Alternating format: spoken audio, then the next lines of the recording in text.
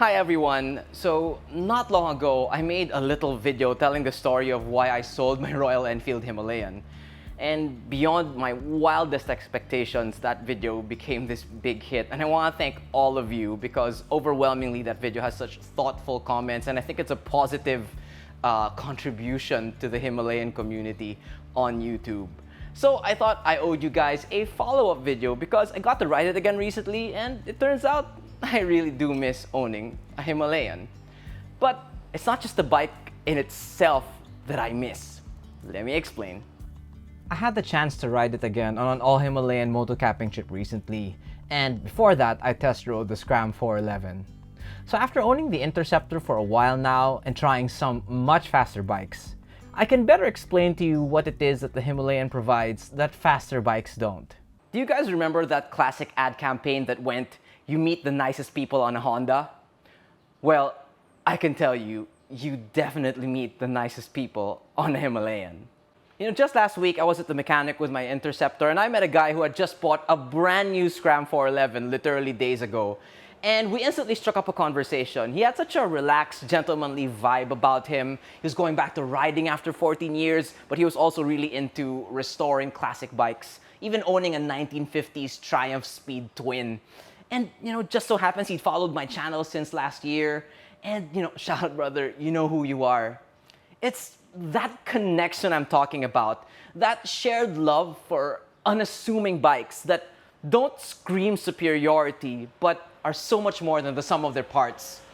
That obviously isn't exclusive to Himalayan or Royal Enfield owners, but people who pick these bikes, especially the Himalayan, are more likely to think this way. I think a big part of this that few people mention is that you can't ego ride a Himalayan the way you would anything that's faster or more expensive. When on Himalayan rides, it's never about who can go the fastest or even about who's the most skilled on the trail. I felt this during our all-Himalayan ride. Nobody was trying to be better than anybody. We were all keeping the same relaxed pace on and off-road. Everybody was chugging along, whatever the terrain, taking it all in and enjoying our surroundings or a conversation on the comms. Because sightseeing pace was the only pace we could go. The Himalayan is, for better or for worse, too agricultural to get into any pissing contests. And I love that. It's so wholesome in this day and age of constant comparison online. The flaws, or I prefer to say the character and reputation of the Himalayan have created this community of riders who are predisposed to be welcoming and down-to-earth. In Tagalog, hindi suplado ang mga Himalayan owners.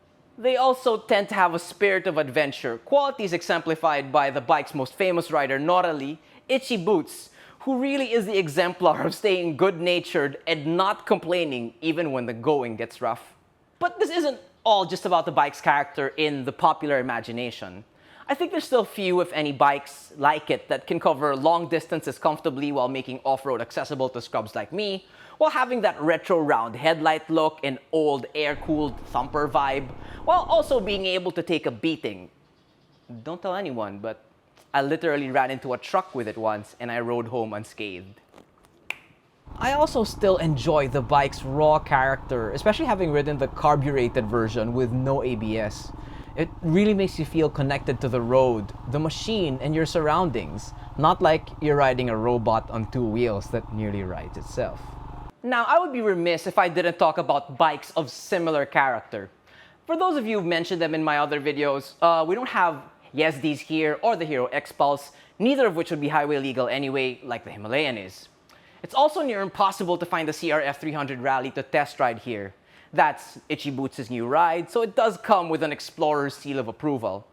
While it would be promising, again, its displacement makes it not highway legal in the Philippines, so you rarely see them here around Manila, and thus it lacks a significant community.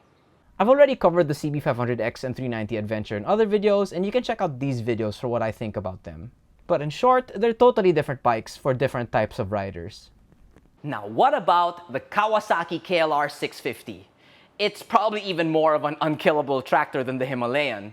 I watched this video from Dork in the Road as I was writing the script, and how he describes the KLR and its community is exactly how I would describe the Himalayans. that the KLR is an affordable do-anything machine with one of the best, most welcoming bike-specific communities. However, the KLR 650 isn't available here in the Philippines still. It's also a fair bit heavier and until recently was far too tall for Filipinos. So maybe I could say the KLR is like a Himalayan with a higher seat height, but higher ceiling in terms of power, versatility, and longevity. On that note, let me know about other bikes I should look at that have a similar character to the Himalayan. I'll try to ride them if they're available here in the Philippines.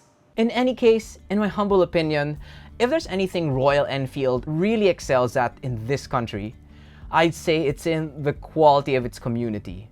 Just riders united by a love for tasteful but affordable motorcycles that may not win any road races but are fun to customize, to ride in the city and the countryside, alone or with friends, and that punch way above their price for smiles per mile.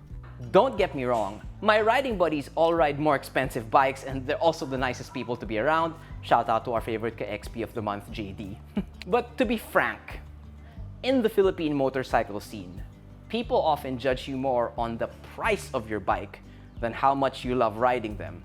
That's a topic for a whole other video.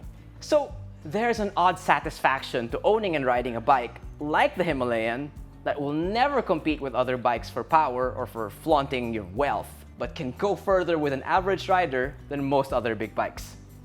And one more thing.